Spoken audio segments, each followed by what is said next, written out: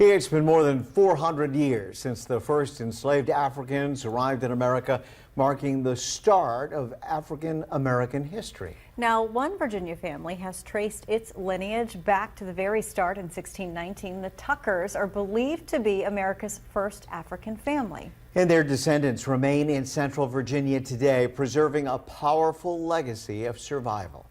Riley Wyatt now to share their story, new at 6.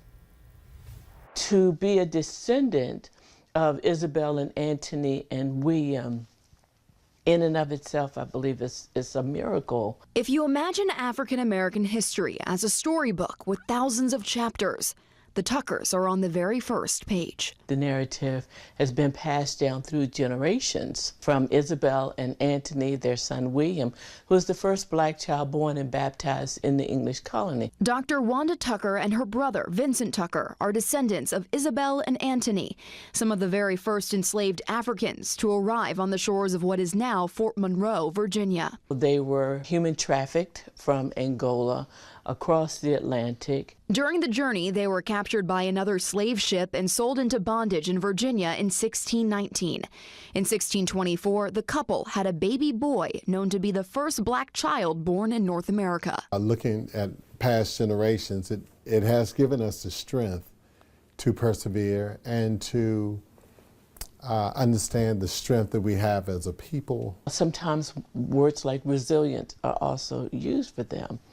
But those words, to me, do not quite capture the essence of who they are, who they were, and how they survived. I haven't quite found that word yet. Today, the Tucker family cemetery in Hampton sits just a quarter mile from the plantation where their ancestors were once enslaved. The reason why our story is so important is because we, through oral history, DNA, as well as research from scholars, we have been able to locate the homeland of our lineage, which many African Americans cannot do, unfortunately. In fact, the Tuckers are one of the few families to do it. So our work has continued to build on the backs of our ancestors. While resources and records from ancestry websites and DNA help trace their roots, oral history is the Tucker family's North Star. Thelma Green Williams, their beloved late cousin and longtime family historian,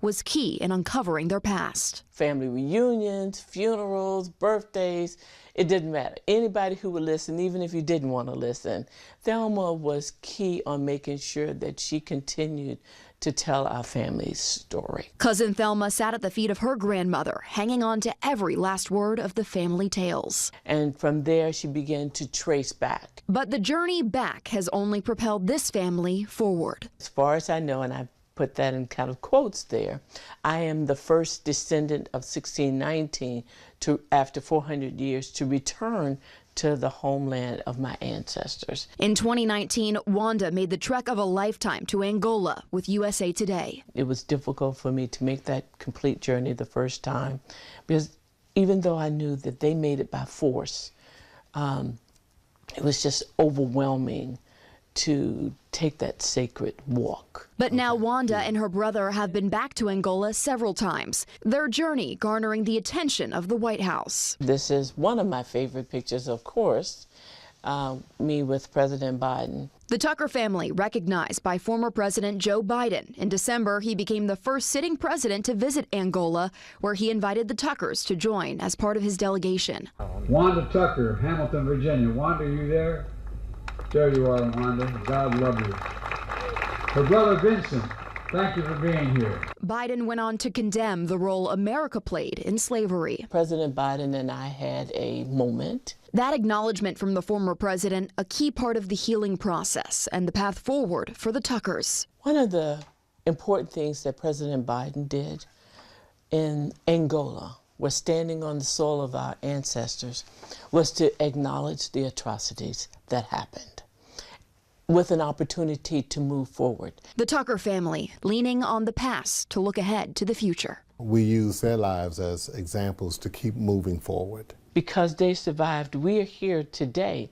And so we continue to be faced with challenges in this country, but we continue to persevere. For 12 on Your Side, I'm Riley Wyatt.